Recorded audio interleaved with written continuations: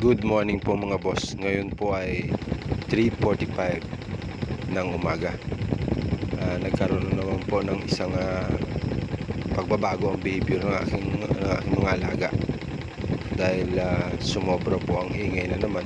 Kinakailangan nating rumisponde at pakainin para matahimik at nang hindi maging masyadong makaistorbo sa mga kapitbahay. Mga boss, ito po yung aking laging trabaho sa pang-araw-araw, sa madaling araw hanggang maghapon na po ito.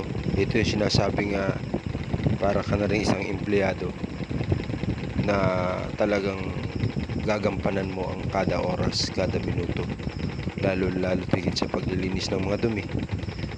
Kadalasan po yan dito ako sa labas na natutulog dahil para agad-agad ay marinig ko ang mga alaga ko at hindi magkagulo. Ito na nga po at ako'y nalimpungatan sa ingay. Kinakailangan kong pakainin na sila at intindihin ang ganito pong uri ng hanap buhay at uri ng trabaho ay sadya pong andun na po talaga yung sakripisyo at ang aking pong mga alaga na ito ay talagang hindi ko papabayaan.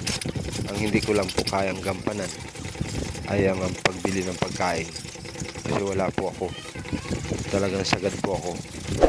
Kahit na nung sabihin ay wala po akong magagawa at wala akong ibang hanap buhay. At kung magkaroon man ako ng hanap buhay, pababayaan ko naman itong baboy. Hindi po makakasapat ang agad-agad ang aking hanap buhay dahil ang presyo po ng pagkain ay nagkakahalaga ang isang sako ng mahigit 5,000 mahigit 1,500.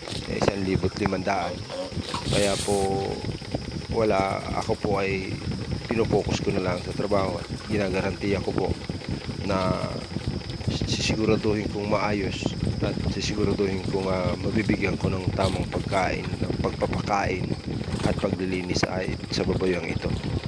Good morning po ulit sa inyo at sana po ay maunawain nyo ang aking mga gawain, lalo tigit sa aking mga kapitbahay. Sana po ay hindi nila agad may reklamo nang sa ganun ay makapagpatuloy ako na makapag-alaga dito.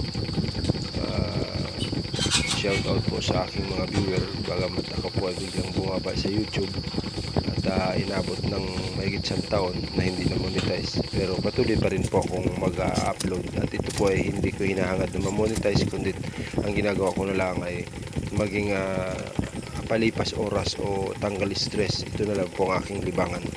Maraming salamat po sa inyong lahat sa patuloy na pagsubaybay nyo at pagsuporta sa aking maliit na channel sa Supremo Agri.